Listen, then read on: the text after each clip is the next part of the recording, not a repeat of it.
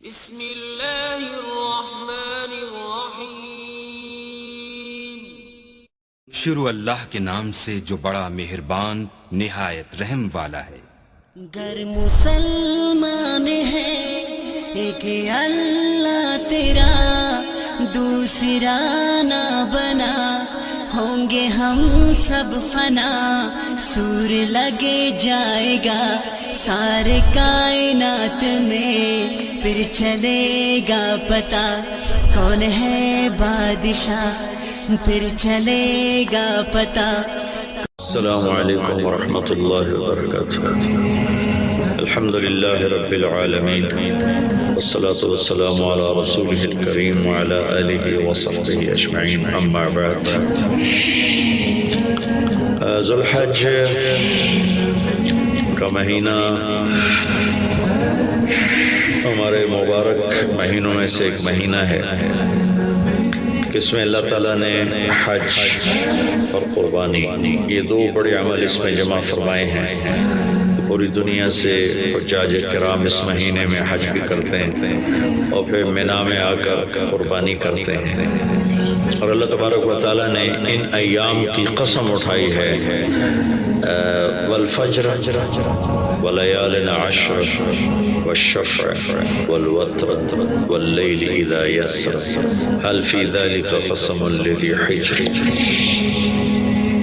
اور کسی دن کی قسم اللہ نے ایسے نہیں اٹھائی، خاص کر اللہ کو عید کے دن کی قسم اٹھائے، یا جمعے کی قسم اٹھائے، یا لیلۃ القدر کی قسم اٹھائے، انا انزلناہ فی لیلۃ القدر وما ادراک ما لیلۃ القدر، یہ گفتگو فرمائی، خبر دی۔ لیکن والفجر، مجھے قسم ہے فجر کی، اس سے مراد 10 تاریخ کی صبح، جو 9 کا دن گزار کے حج کا دن ہوتا ہے، اور وہ گزار کے 10 کی صبح یعنی قربانی کی جو صبح ہے، اللہ نے والفجر اس کی قسم اٹھائی۔ پھر ولیال عشر، یکم سے 10 ذو الحج کی جو راتیں ہیں ان کی قسم اٹھائی۔ وہ شفع، یہ 10 کے دن کی قسم اٹھائی۔ والوتر، اور یہ اللہ تعالیٰ نے 9 تاریخ کی قسم اٹھائی۔ واللیل اذا یسر، اور یہ 9 اور 10 کی درمیانی رات کی اللہ تعالیٰ نے قسم اٹھائی۔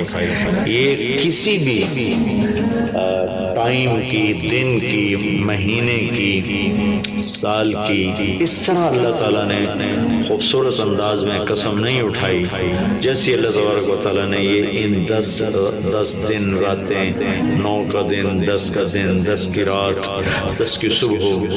اور اللہ کے نبی کا فرمان ہے کہ ان 10 دنوں میں اللہ تعالیٰ کو جتنی عبادت پسند ہے وہ اور کسی دن میں بھی پسند نہیں، اور اس میں کوئی شک نہیں، ان 10 دنوں میں سب سے بڑی عبادت وہ حج ہے، جس کو اللہ تعالیٰ نصیب فرمائے اور جس کے مقدر میں فرمائے۔ حج ان 10 دنوں کی سب سے بڑی عبادت ہے۔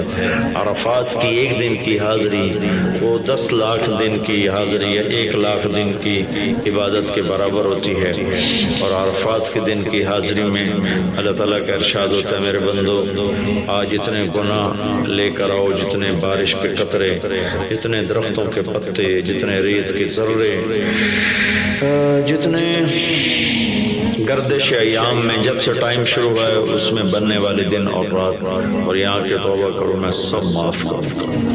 اور عرفات کے دن جتنا شیطان ذلیل ہوتا ہے اتنا کسی دن بھی ذلیل نہیں ہوتا، اور میرے محبوب صلی اللہ علیہ وسلم نے یہ دن حج کا، عرفہ کا، زور اثر کٹھی پڑھ کے پھر سارا دن شام تک 5-6 گھنٹے مسلسل دعا مانگی، اور آپ نے فرمایا اس وقت میرا اللہ میرے صحابہ پہ فخر فرما رہا ہے، اور قربان جاؤں خطاب کے بیٹے پر، فرمایا، اور عمر بن خطاب پہ اس وقت میرا اللہ خاص طور پہ خوش ہو رہا ہے، اور خاص طور پہ عمر بن خطاب پہ اللہ تعالیٰ فخر فرما رہا ہے۔ تو ان 10 دنوں میں جس سے اللہ حج میسر فرما دے تو اس سے بڑی عبادت کوئی نہیں۔ حج میسر نہیں ہے تو پھر ان 10 دنوں میں نومی کا روزہ رکھنا، ان 10 دنوں میں روزے رکھنا، اس میں نوافل کی کثرت، صدقے کی کثرت، پھر قربانی، یہ سارے اعمال ان 10 دنوں میں انتہائی محبوب ہیں،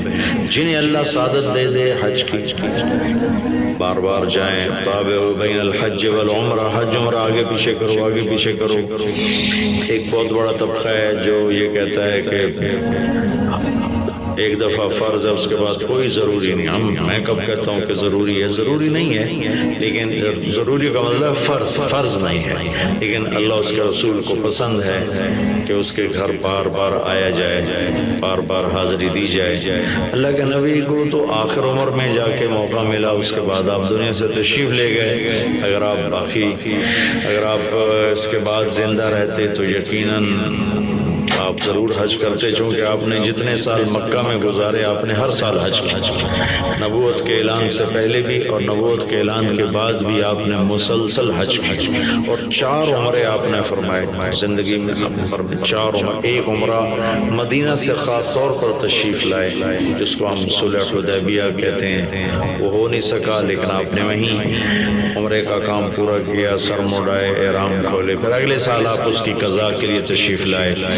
پھر ایک عمرہ آپ نے فتح مکہ کے بعد جعرانہ سے احرام باندھ کے تشریف لائے اور عمرہ کیا، اور ایک عمرہ آپ نے اپنے حج کے ساتھ کیا۔ صدیقی دور میں پہلا سال جنگوں میں گزر گیا، دوسرے سال صدیق اکبر اپنے پورے ساتھیوں کے ساتھ حج پہ تشریف لائے۔ فاروقی دور میں عمر بن خطاب رضی اللہ تعالیٰ 10 سال حکومت کی، 10 سال حج کیا، ہر سال حج پہ تشریف لائے۔ عثمان رضی اللہ تعالیٰ عنہ نے اپنی خلافت کے دور میں جب تک امن رہا ہر سال حج کرتے رہے، جب فساد شروع ہوا تو آپ رکے، اس میں شہید ہو گئے۔ علی رضی اللہ تعالیٰ عنہ کو موقع نہیں ملا، جنگوں میں زندگی گزر گئی، اور اسی میں آپ اللہ پاک کی بارگاہ میں پہنچ گئے۔ تو لیکن باقی 3 ساتھیوں کی خلافت کے دور میں آپ نے بکثرت حج اور عمرے کیے۔ تو دین کے کسی عمل کو یوں کہہ کر ہلکا نہیں بنانا چاہیے کہ اس کی کیا ضرورت ہے، اتنا پیسہ خرچ کرتے ہیں، اس کی کیا ضرورت ہے، کسی غریب کو دے دیا جائے، یہ اس طرح تخول نہیں کرنا چاہیے کہ اللہ کے گھر کی حاضری کو اتنا ہلکا نہیں سمجھنا چاہیے۔ میرا اللہ بلائے تو بار بار جانا چاہیے، اور جس کو اللہ توفیق دے عمرے پہ جائے، حج پہ جائے۔ ہاں، غریبوں پر بھی خرچ کرے، اپنے رشتہ داروں پر خرچ کرے، ضرورت مندوں پر خرچ کرے، لیکن اللہ کے فضل سے امید ہے جو اس طرح اللہ کے گھر جانے پر خرچ کرتے ہیں تو اپنے اللہ کے فضل سے غریبوں پر بھی خرچ کرتے ہیں۔ اس کو آپس میں یوں اس کا مقابلہ نہیں کرنا چاہیے، چیز اللہ کو پسند نہیں ہے۔ شہنشاہ کے، دنیا کے سب سے بڑے بادشاہ کے دربار میں حاضری کو ہم اتنا ہلکا نہ سمجھیں، بہت بڑی سعادت ہے۔ حضرت امام حسن کی سنا دیتا ہوں۔ امام حسن رضی اللہ تعالی عنہ نے 20 حج پیدل کیے، مدینہ سے پیدل تشریف لاتے تھے اور حج فرماتے تھے۔ 20 حج، یہ تو اہل بیت کے جگر گوشہ رسول ہیں اور جگر اہل بیت ہیں، تو 20 حج فرمایا آپ نے، پیدل فرمایا، مدینہ سے تشریف لائے مکہ پیدل۔ ایسے امام حسین رضی اللہ عنہ نے کئی حج پیدل فرمایا، مجھے ان کا عدد یاد نہیں، امام حسن کا مجھے یاد ہے، 20 حج پیدل کیا، اور اللہ کے نیک بندوں نے برس ہا برس اللہ کی بارگاہ میں پیدل حاضریاں دی ہیں۔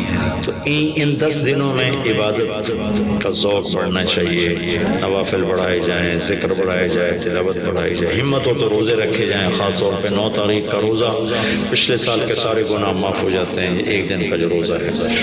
پھر اس کا دوسرا جو بڑا عمل ہے وہ قربانی ہے، اور یہ قربانی آدم علیہ السلام سے چلی آ رہی ہے۔ وَاتْلُ عَلَيْهِمْ نَبَأَ ابْنَيْ آدَمَ بِالْحَقِّ إِذْ قَرَّبَا قُرْبَانًا فَتُقُبِّلَ مِنْ أَحَدِهِمَا وَلَمْ يَتَقَبَّلْ مِنَ الْآخَرِ۔ اس قربانی کی بنیاد تو آدم علیہ السلام سے پڑی ہے، لیکن ہمیں جو حکم ملا وہ سنت ابیکم ابراہیم، وہ ابراہیم علیہ السلام کی سنت ہے قربانی۔ چلے گا پتا کون ہے بادشاہ، پھر چلے گا پتا کون ہے بادشاہ۔